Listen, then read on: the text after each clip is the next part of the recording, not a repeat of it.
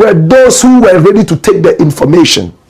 Then he also realized that it was almost like they were putting him on a trial, and he wasn't ready to give information in that aspect because he didn't see why the special prosecutor should be investigating himself. 3 times he went there, and on the 3rd visit, all hell broke loose. There was an exchange between him and a soldier man right there on the premises of the special prosecutor's office. And because of that, he was arrested, handcuffed, and taken all the way to an unknown destination. Later, we're told that he was taken to Kaukudi, the offices of the National Security, NIB, my brother, my sister. And over there, things happened. We are giving you details of what happened. Come here. Martin Kpebu said he was handcuffed and was asked to provide. Special prosecutor, Kisi Jaben, no call for. They likely say, Ombeko, like, Ombe good that institution. So Ombeka, and a video about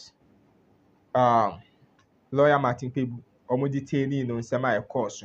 So Black Rasta are reacting, even Black Rasta a course, so afraid Martin Kpebu, and then it's train common, and manage train same. And that's Ombeka is Office of the Special Prosecutor and Sika Aya are buying the man like allocated to that institution, that OSP office. No, even 2026 budget year for 2026 Sika Office of the Special Prosecutor Sika be corner show and Sika to a Black Rasta detail ni na and obisa Martin Kpebu said then the course.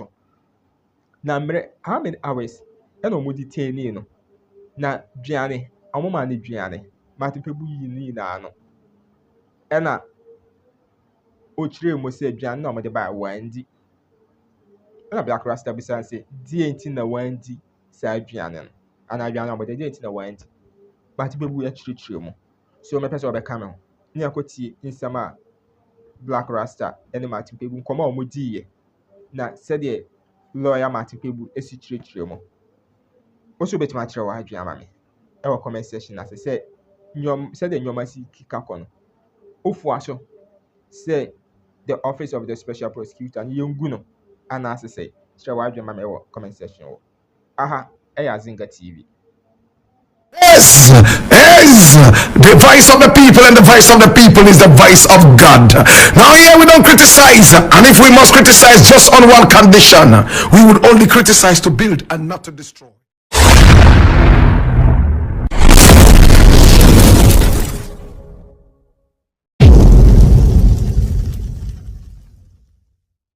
Why Martin Kpebu rejected OSP detention food?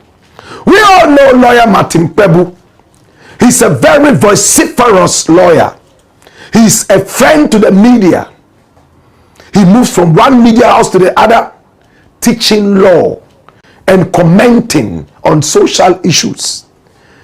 Many people like him. They see him as a very humble soul. Now recently, he criticized the office of the special prosecutor and called the office a crime scene, and called the special prosecutor himself, Kisi Jaben, a graduate of Cornell University, New York, in America, as a corrupt, incompetent guy. Now, this is a fine criminal lawyer. In other words, he's so learned when it comes to criminal law. And his office is purposely supposed to be dealing with corruption, nothing more. Since he came into office, millions have been voted into his office. Sometimes the budget allocation delays in coming to him.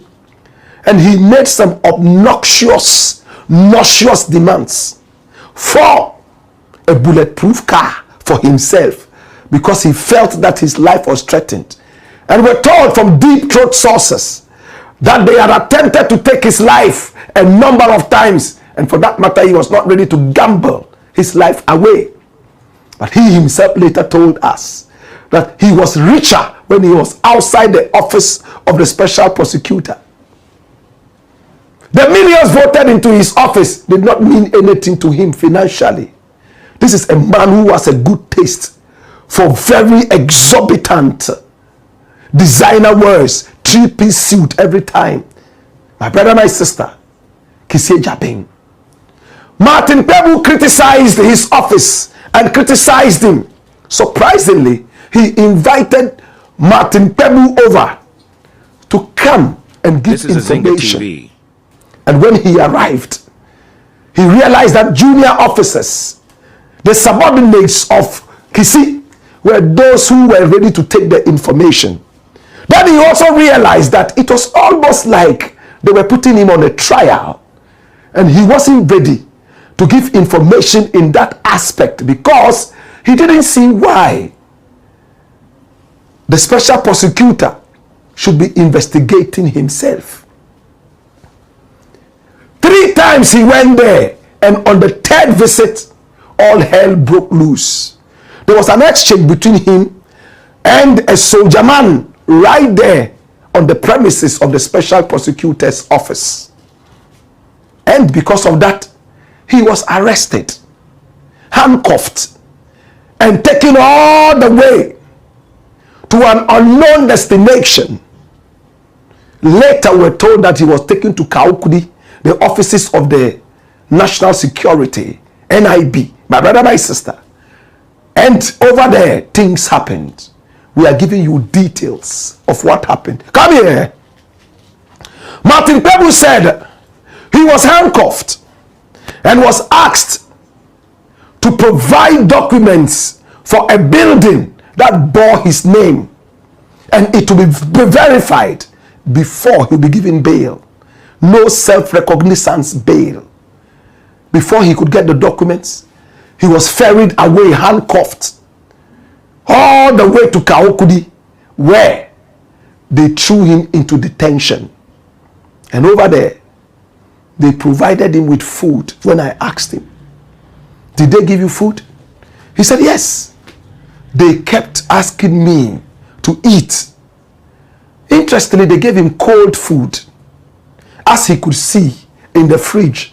Maybe if he had accepted to eat the food, they would at least heat it and give it to him. But he's told us why he didn't eat the food. Let us listen to Martin Kpebu as he spoke to us exclusively an hour ago. Listen to him carefully from when he was arrested and when he was taken into custody, and what kind of food they gave to him and why he refused to eat the food. Watch this.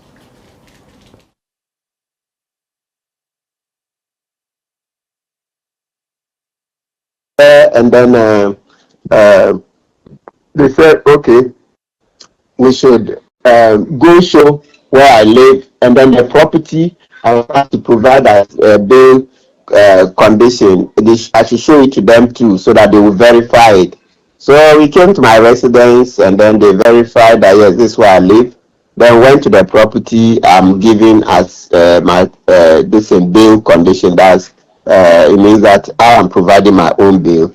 They took pictures, so they'll go and verify. They'll do a site plan, etc. Then do their searches. Yeah, so that was done. And then the only part I didn't appreciate was that we lost a bit of time. They saying that when we go search verify the properties, etc., we should come back to the OSP. That much I think you can hammer that it's a waste of my time. So because when they do that, you've been arrested for the whole period that you have to go back. Yes, that's where it should be hammered. Look, we signed the bail bond. We signed it in the office there. And then they said when we go and do the inspection, etc., we should come back. So we argued with them that, come back to OSP to do what? Then they said some administrative processes. We said, no, show us. So that standoff alone took at least 40 minutes. Because I wanted to understand that, if you've already signed the bail bond, and you are going to the property to go and inspect, etc., why do I need to come back to you? I don't need to. He said, but they insisted. So we argued, and then we asked to see the boss in charge for him to tell us if we came back there, what would be done. And then we're told that the board, the person they have to talk to, that manager or that director, is in a management meeting, so we cannot. So eventually, we lost 40 minutes trying to find that information. We didn't get it, and so we came to check the properties. And they checked my surety to her residence. And then so we came to do three things: check Kpebu's residence. Number two, check the property Kpebu has given us for the bail condition, to meet the bail condition. Bring a property in your own name. So I did that. So they went to check that one. Then number three, they checked the residence of my surety. Then we drove back to OSP just for them to say that, okay, you finished, thank you. Then come back on so and so date. Was that necessary? So we lost time driving back into Accra. If I had something to do at home, why would I have to drive back to OSP only for 2 minutes? Oh, okay, thank you, you are done. This is the next time you have to report. That can't even be done on phone. So that time wasting thing, they should reform it. It's not good.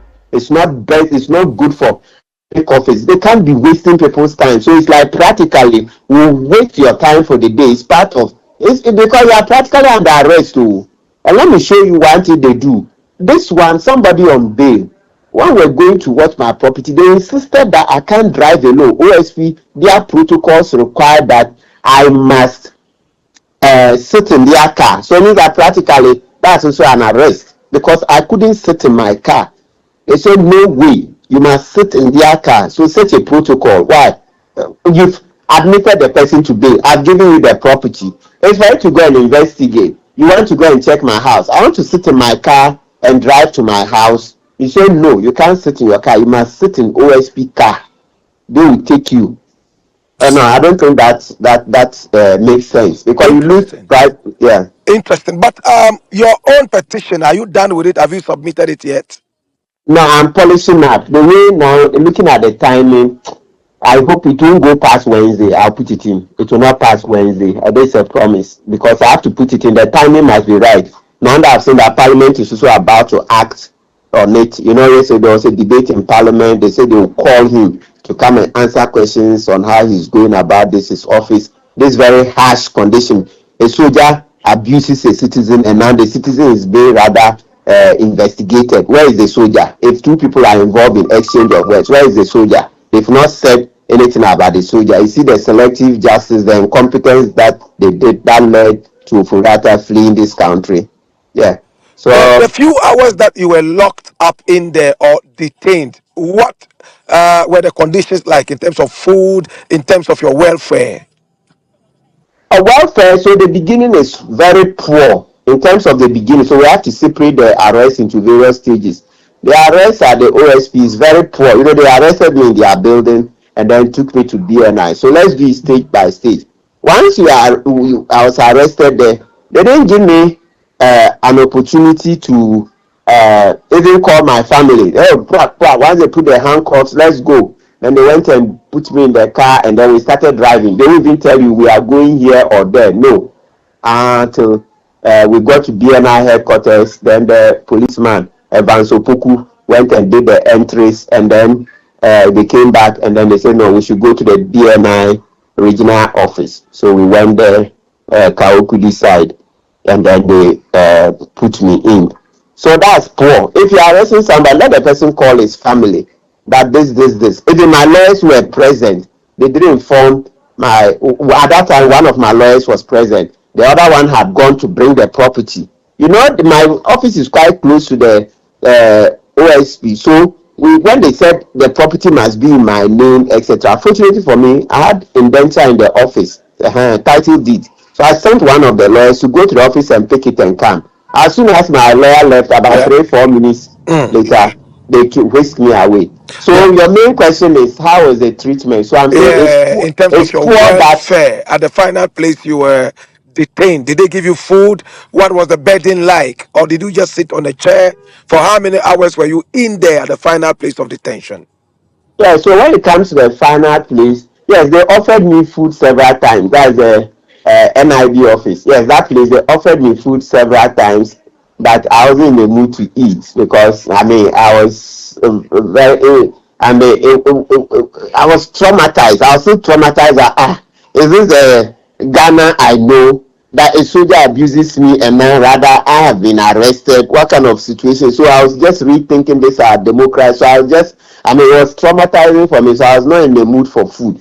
So I mean the food was there. They offered me food. Several the officers, NIB officers there did well. Each time, maybe after every 30 minutes, they say, "Oh, lawyer, please eat, oh, eat. Don't worry, eat, calm down, eat, eat." Oh, several they I'll say excellent. So they allowed me, I'm sure because I was so traumatized and going through my thoughts, they allowed me to just sit in there whilst they were processing me. I could see that there were various foods, assorted foods in different packages in a fridge. They said, look, they kept telling me that any food you want, we will give you. They were promising that because I didn't take the offer, I cannot verify that they could have given me anything. But in terms of professional conduct for the NIB staff over there, they did well. Yes, they, I mean, kept asking me, lawyer, eat to eat.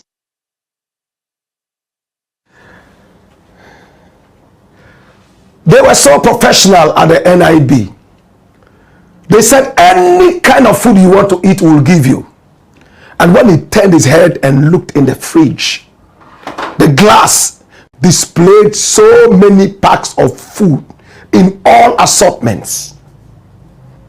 But he said he was so traumatized, yes? Please subscribe, traumatized, he comment, and couldn't share eat for more anything. content. He couldn't imagine that this was happening in Ghana. So even though there was food, he was so traumatized. Cold food in the fridge that could have been heated, at least to lower his temperature and raise it after. Martin Kpebu said he never ate anything. He didn't drink anything. He was just waiting to leave the place.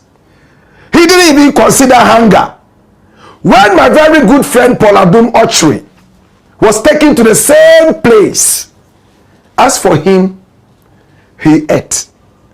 They gave him rice and chicken with red fish on the side, and then a bottle of drink, and then water.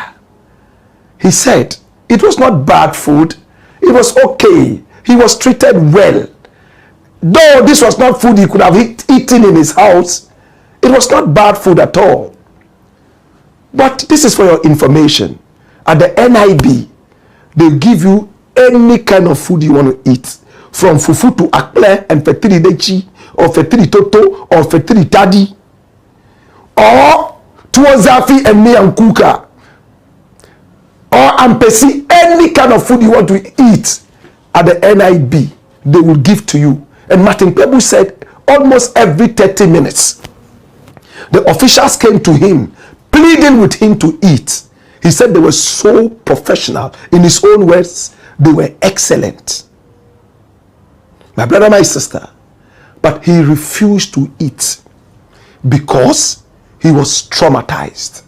So when they finally came to him and said, you can leave, it was his happiest moment. Now he could go home and eat his wife's food and relax and watch TV, or complete his petition to the president to be submitted latest Wednesday. This is the Black Pot, aka Kukushodemo, where we speak truth to power. We always have the X factor. Everyone is talking about Martin Kpebu's arrest. We've talked about that.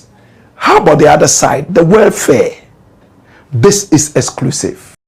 Thank you so much for watching. Kindly don't forget to like, comment, share, and subscribe. Stay safe till we meet in the next one. I love you, and it's bye for now.